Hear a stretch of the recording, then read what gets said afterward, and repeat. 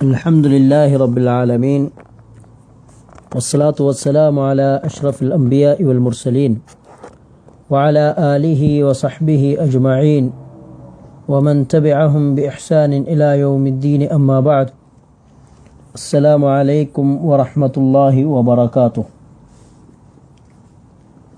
അള്ളാഹുവിനെ സൂക്ഷിച്ച് ജീവിക്കണമെന്ന് ഓർമ്മിപ്പിക്കുകയാണ്.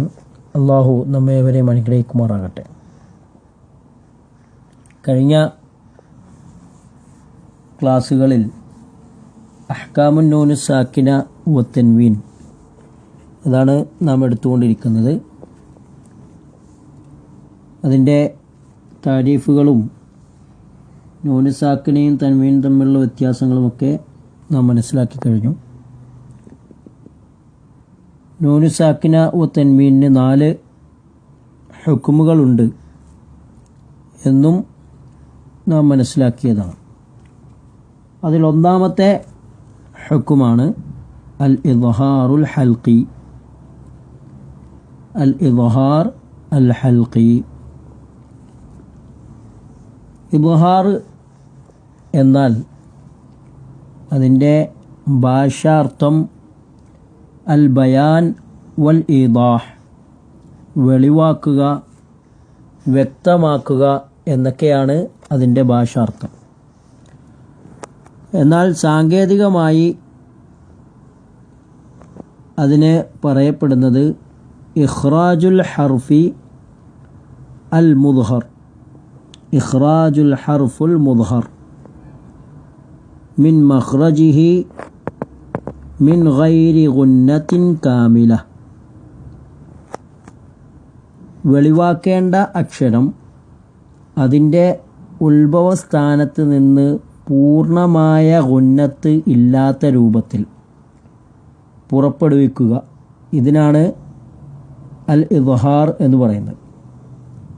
ഏതക്ഷരമാണോ നാം പുറത്തേക്ക് കൊണ്ടുവരാൻ ഉദ്ദേശിക്കുന്നത് ആ അക്ഷരത്തിനെ അതിൻ്റെ പൂർണ്ണ ഗുന്നത്തില്ലാത്ത രൂപത്തിൽ പുറത്തേക്ക് കൊണ്ടുവരിക.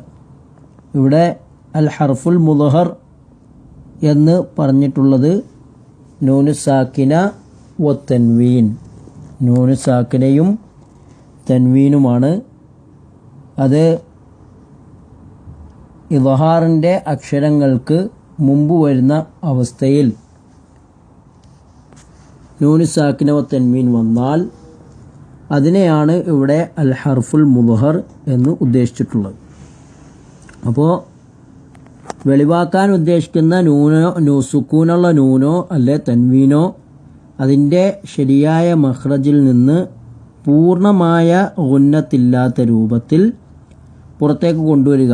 ഇതാണ് ഇദ്ഹാർ എന്ന് പറയുന്നത്. 6 അക്ഷരങ്ങളാണ് ഈ ഇദ്ഹാറിനുള്ളത്. ഇദ്ഹാറുൽ ഹൽഖി എന്ന് പ്രത്യേകം നാം പറയണം. അതിന് 6 അക്ഷരങ്ങളാണുള്ളത്. അൽ ഹംസ വൽ ഹാ വൽ ഐൻ വൽ ഹാ വൽ ഗൈൻ വൽ ഖാ. ഇങ്ങനെ 6 അക്ഷരങ്ങളാണ് ഉള്ളത്.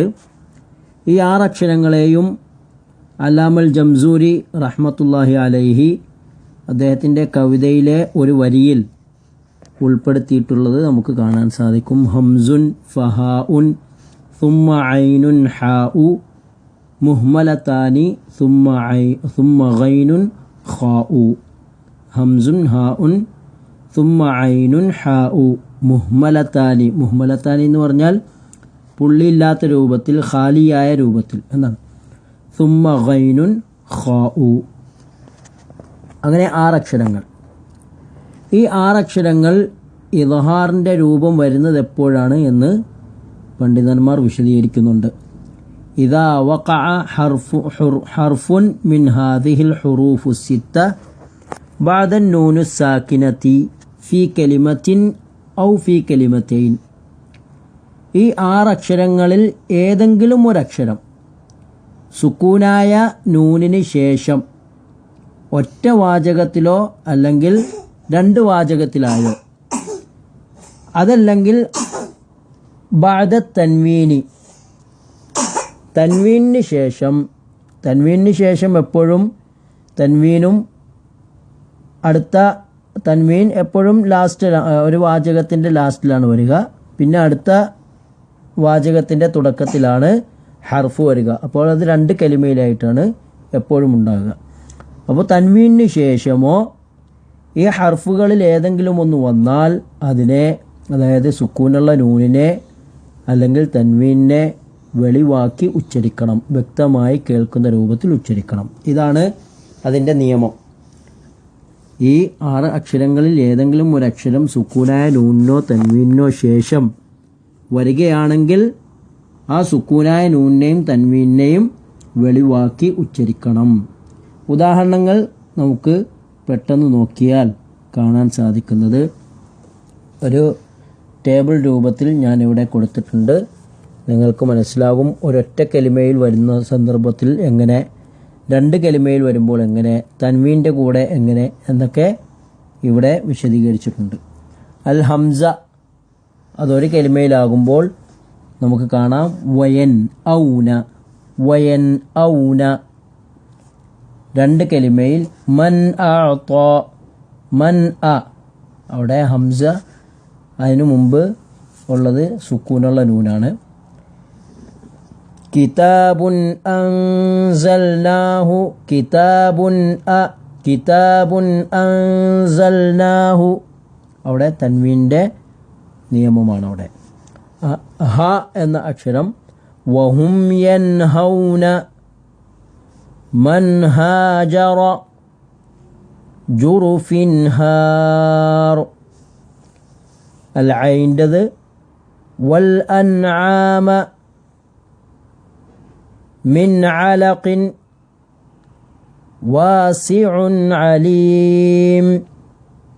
അൽ ഹ യൻഹിതൂന, മൻ ഹാദ്ദല്ലാഹ അസീസുൻ ഹകീം. അൽ ഗൈൻ ഫസയുൻഗിദൂന, ഫസയുൻഗിദൂന മിൻ ഗിസ്ലീൻ ലഅഫുവ്വുൻ ഗഫൂർ. ഇവിടെയൊക്കെ നൂനാണെങ്കിലും തൻവീനാണെങ്കിലും വെളിവായി കേൾക്കണം എന്നുള്ളതാണ് നാം ശ്രദ്ധിക്കേണ്ടത്. അൽ ഖ എന്നുള്ള അക്ഷരത്തിൽ നമുക്ക് കാണാം വൽ മുൻഖനിഖതു, അവിടെ വൽ മുൻഖനിഖ എന്ന് നാം ഓതാൻ പാടില്ല. മൻ ഖശിയ, മൻ എന്ന് അവിടെ ഗുന്നത്ത് കൂടുന്ന രൂപത്തിൽ, ഗുന്നത്ത് അധികമാകുന്ന രൂപത്തിൽ അവിടെ ഉച്ചരിക്കാൻ പാടില്ല. മൻ ഖശിയ ലതീഫുൻ ഖബീർ, ഈ രൂപത്തിൽ നമുക്ക് ഖുർആനിൽ പല സ്ഥലങ്ങളിലും കാണാൻ സാധിക്കും.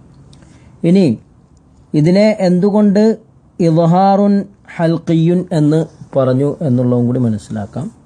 ഇദ്ഹാർ എന്ന് പറഞ്ഞത്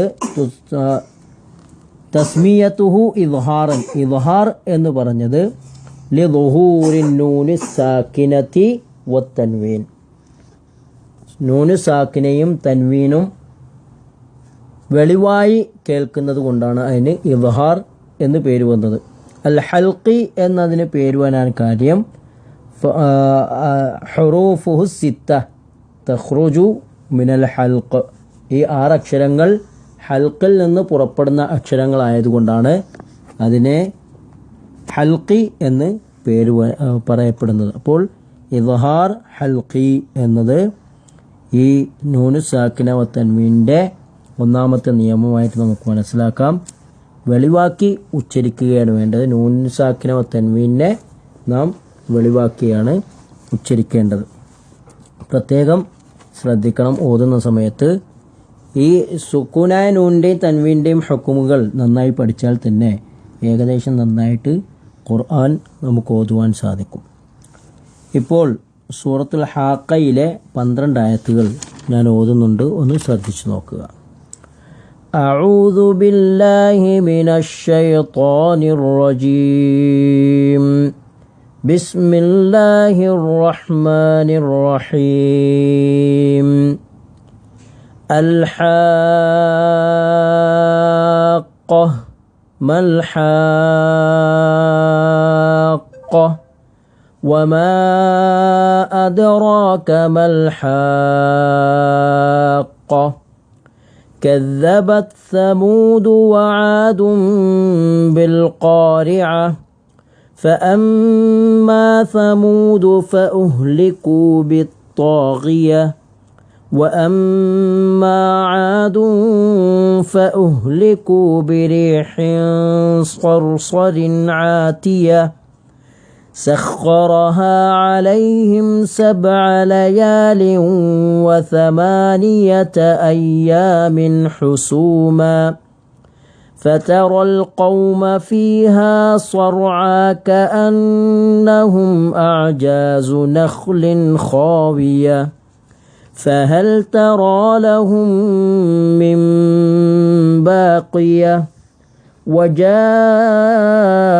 فرعون ومن قبله والمؤتفكات بالخاطئة فعصوا رسول ربهم فأخذهم أخذة رابية إنا لما طغى الماء حملناكم في الجارية لنجعلها لكم تذكرة وتعيها أذن واعية ശരിയായ രൂപത്തിൽ ഖുർആൻ ഓതി പഠിക്കുവാൻ അല്ലാഹു നമ്മേവരെയും അനുഗ്രഹിക്കുമാറാകട്ടെ.